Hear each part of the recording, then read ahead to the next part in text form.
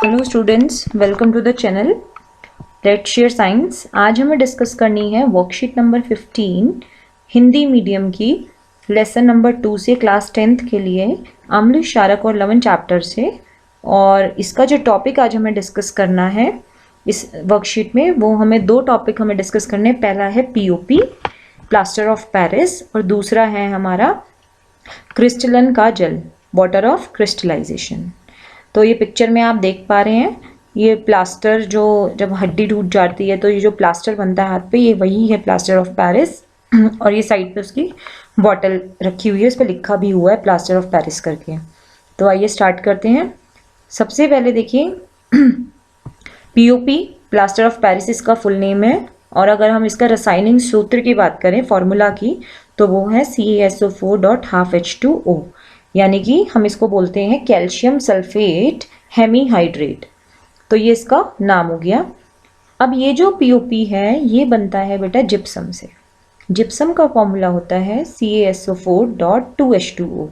जब हम इसे जिप्सम को 373 केल्विन पे गर्म करेंगे तो उससे हमें पीओपी प्राप्त होगा। और इस तापमान पर जिप्सम में उपस्थित जल के अणु वाष्पित हो जाते हैं और प्लास्टर ऑफ पेरिस जो है पीओपी में बदल जाते हैं। क्योंकि जिप्सम में से जो एक्स्ट्रा पानी था, क्योंकि जिप्सम के अंदर 2H2O होता है और प्लास्टर ऑफ पेरिस में हाफ H2O होता है, तो जो बाकी का 1.5 डेड वाटर था वो वाष्पित हो गया, वेपर बनकर उड़ गया। तो तब वो जो जिप्सम था वो प्लास्टर ऑफ पेरिस में बदल गया। अगर हम इसके गुणधर्म की बात करें कि क्या क्या प्रॉपर्टीज़ हैं इसकी पीओपी की, तो आपको सबसे पता है कि ये सफ़ेद कलर का पाउडर होता है पीओपी। दूसरा, जब हम इसे पानी में जल में मिलाएंगे तो ये फिर से ठोस हो जाएगा, सॉलिड बन जाएगा और इसे जिप्सम कहते हैं जिसे हम। और ये एक ऊष्माक्षेपी अभिक्रिया है। ऊष्माक्षेपी अभिक्रिया वो होती है जिसमें अपने आप हमें कोई ऊष्मा देने की ज़रूरत नहीं पड़ती, अपने आप वो रिएक्शन में जो भी चीज़ होगी वो गर्म हो जाएगी। तो जैसे ही हम जल में जो है पीओपी मिलाएंगे तो वो फिर से जिप्सम बन जाएगा और उसमें से बहुत सारी ऊष्मा जो है वो रिलीज़ होगी। उसके बाद जो पीओपी है, ये इक्वेशन में आपको दिखाई भी दे रहा है CaSO4.12H2O। इसमें जब हम 1.5 वाटर मिलाएंगे तो ये बन जाएगा हमारा CaSO4.2H2O। ठीक है। अब हम इसके उपयोग की बात करते हैं कि पीओपी का उपयोग क्या है। तो इसमें सबसे पहला है बेटा आपका कि आपको पता, अभी मैंने बताया जो पीओपी है ये खिलौने बनाने में भी काम आता है, राइट। तो सबसे एक तो खिलौने बनाने में काम आएगा। दूसरा, टूटी हुई हड्डियों की सुरक्षा के लिए प्लास्टर के रूप में पीओपी का इस्तेमाल किया जाता है। जो प्लास्टर बनता है ना हड्डियों को फिर से जोड़ने के लिए, उसमें पीओपी यूज़ होता है। दूसरा, इससे सुंदर और डिज़ाइनर छतें और कमरों का जो इंटीरियर डिज़ाइनिंग की जाती है वो बनता है। खिलौने और अंदर और बाकी की जो सजावट की चीज़ें होती हैं वो बनाई जाती हैं। और मिट्टी के जो साँचे होते हैं वो बनाए जाते हैं पीओपी से। उसके अंदर हम गमले के तौर पे भी इस्तेमाल कर सकते हैं और बाकी कोई भी डेकोरेशन के तौर पे इस्तेमाल कर सकते हैं। तो ये तो हो गया बेटा हमारा पीओपी के बारे में। अब हम बात करेंगे क्रिस्टलन के जल के बारे में। तो आपका क्वेश्चन है, क्या लवण के क्रिस्टल वास्तव में शुष्क हैं? मतलब अगर आप क्रिस्टल देखोगे ना, जितने भी आपके लवण हैं, सॉल्ट्स हैं, तो उनके क्रिस्टल आपको दिखने में ऐसे दिखाई देंगे एकदम सूखे हुए, ड्राई पाउडर की जैसे हैं। बट क्या वो सच में ड्राई होते हैं, शुष्क होते हैं? नहीं। तो इसके बारे में ही आज हमें पढ़ना है। देखिए, लवण के जो क्रिस्टल होते हैं वो दिखते तो सूखे हुए हैं, शुष्क हैं, बट लेकिन वो लवण जो होते हैं वो ऐसे होते हैं उनमें जो जल, उनके अंदर पहले से ही जल के मॉलिक्यूल्स, अणु प्रेजेंट होते हैं। और जो लवण है उसका जो सूत्र है, अब अगर कोई पूछे कि क्रिस्टलन का जल किसे कहते हैं, तो ये उसकी डिफाइन बन जाती है कि किसी भी सॉल्ट का जो फॉर्मूला है उसमें उसकी एक इकाई के जल में एक फिक्स्ड नंबर के अणु प्रेजेंट होते हैं। ठीक है, तो उसे हम बोलते हैं क्रिस्टलन का जल। जैसे कि अगर मैं सिंपल शब्दों में कहूँ, मान लो मैंने आपसे कहा कि 1 दर्जन पेंसिल लेनी है, तो दर्जन का मतलब होता है 12, कि किसी भी चीज़ में 12 चीज़ें ही आएंगी दर्जन में। तो ऐसे ही फिक्स्ड हो गई वैल्यू दर्जन की 12। ऐसे ही क्रिस्टलन का जल भी यही है कि किसी भी सॉल्ट, लवण के फॉर्मूले में पानी के जो अणु हैं उनकी संख्या फिक्स रहती है कि इतनी ही संख्या होगी उस फॉर्मूले में। जैसे कि कॉपर सल्फेट में जो हमेशा 5 वाटर के जल अणु रहेंगे, तो वो जो 5 है वही है क्रिस्टलन का जल। इसको भी हम एग्जाम्पल से भी समझेंगे।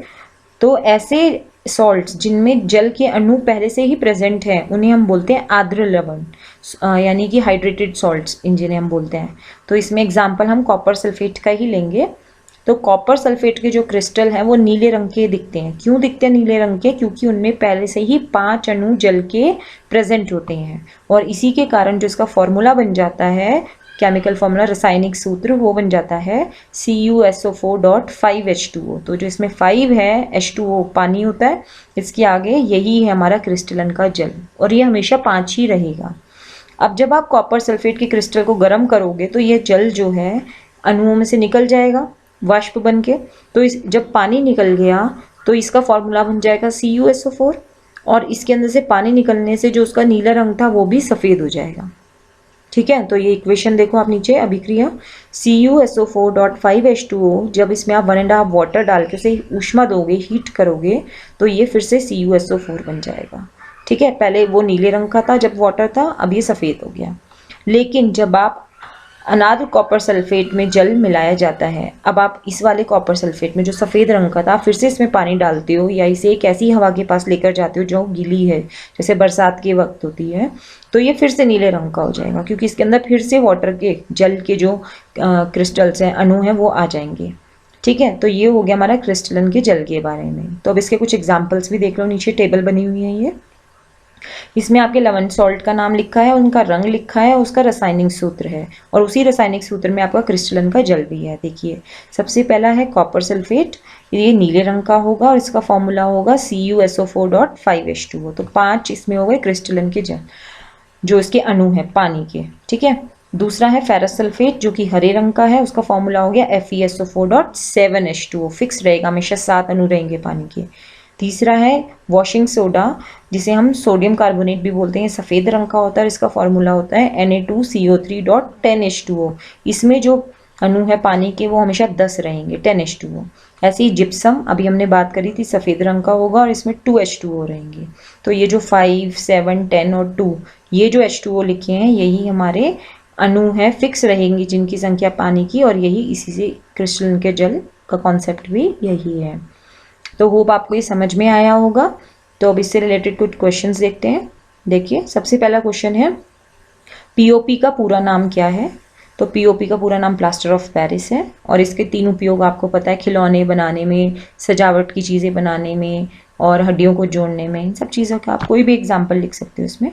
सेकंड क्वेश्चन है उदाहरण सहित क्रिस्टलन का जल परिभाषित करें, समझाना है। तो यही जो इक्वेशन थी, यही आंसर था कि लवण के एक सूत्र इकाई में जल के निश्चित अणुओं की संख्या को क्रिस्टलन का जल कहते हैं।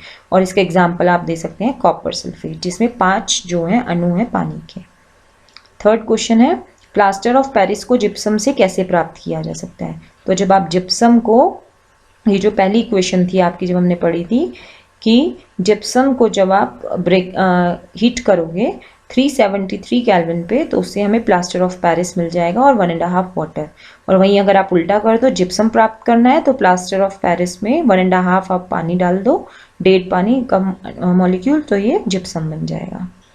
उसके बाद फोर्थ क्वेश्चन है क्या होता है जब क्रिस्टलन कॉपर सल्फेट को गर्म किया जाता है, और इस प्रकार बनने वाले पदार्थ का रंग क्या होगा? ये जो भी एक्टिविटी आपको बताई थी कि नॉर्मली जो कॉपर सल्फेट का कलर होता है वो ब्लू होता है, क्योंकि उसमें 5 वाटर के अणु होते हैं, मगर जब आप उसे हीट कर दोगे वो पानी के अणु उड़ जाएंगे वाष्प बनकर, तो उसका रंग कॉपर सल्फेट सफ़ेद रंग का हो जाएगा, और फिर से पानी डालने पर वो फिर से नीले रंग का हो जाएगा। फिर है क्वेश्चन नंबर 5, किन्हीं 3 आर्द्र लवणों के नाम लिखो और उनके सूत्र लिखो। तो आपके आसपास 3 कोई भी, ये जो आर्द्र लवण, ये जो टेबल दी हुई थी इसमें से आप कोई भी नाम लिख सकते हो, जैसे copper sulphate, gypsum, washing soda, ठीक है, और फेरस सल्फेट, और इनके लवण भी इसमें लिखे हैं, जैसे कॉपर सल्फेट का CuSO4.5H2O, फेरस सल्फेट का FeSO4.7H2O, जिप्सम का CaSO4.2H2O, और वॉशिंग सोडा इज Na2CO3.10H2O। तो ये 5 क्वेश्चंस होप आपको समझ आए हैं। आप इनको सॉल्व करिए, कोई डाउट आता है तो आप कमेंट बॉक्स में पूछ सकते हैं, तो आप इसे सॉल्व करिए। Thank you.